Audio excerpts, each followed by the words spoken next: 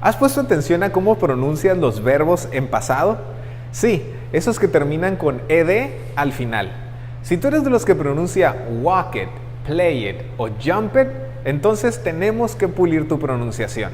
En realidad, existen 3 reglas para la pronunciación de los verbos en pasado. Se puede pronunciar como una D, como una T, o como una I y una D, id. Ahora, vamos a hacer un ejercicio muy rápido. Pon tus dedos en tu garganta. Ahora, mantén el sonido de la F. No se siente nada.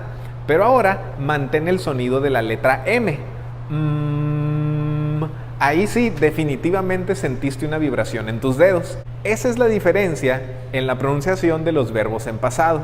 Cuando el verbo termina sin sonido, como la F, entonces la pronunciación de la ed va a ser como una letra T.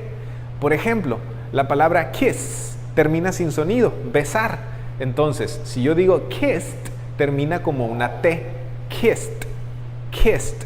I kissed my wife last night. Besé a mi esposa anoche. Otro ejemplo, la palabra brush, cepillar. Si lo quiero decir en pasado, se dice brushed, con un sonido de T al final. Por ejemplo, I brushed my teeth this morning. Me cepillé los dientes esta mañana. Pero si el verbo termina con sonido, entonces la pronunciación va a ser como una letra D. Por ejemplo, regresó, returned, returned con una letra D. She returned my phone. Ella me regresó el teléfono. I burned my food when I was cooking. Quemé mi comida cuando estaba cocinando. La tercera regla para pronunciar los verbos en pasado es el sonido I, D, it.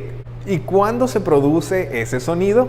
Bueno, es cuando tenemos al final del verbo uno de los dos anteriores. Si el verbo termina con T o si el verbo termina con D, entonces la pronunciación del final es it, como una I y una D.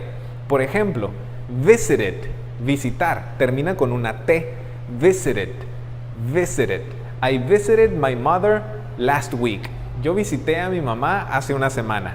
La palabra end termina con una letra D, end, final. Entonces, si yo quiero decir terminó o finalizó, the game ended early. El juego terminó temprano. Entonces, pon atención a la pronunciación de los verbos en pasado. Si tiene sonido, es D. No tiene sonido, es T. Si termina en T o D, entonces es it. This video has ended.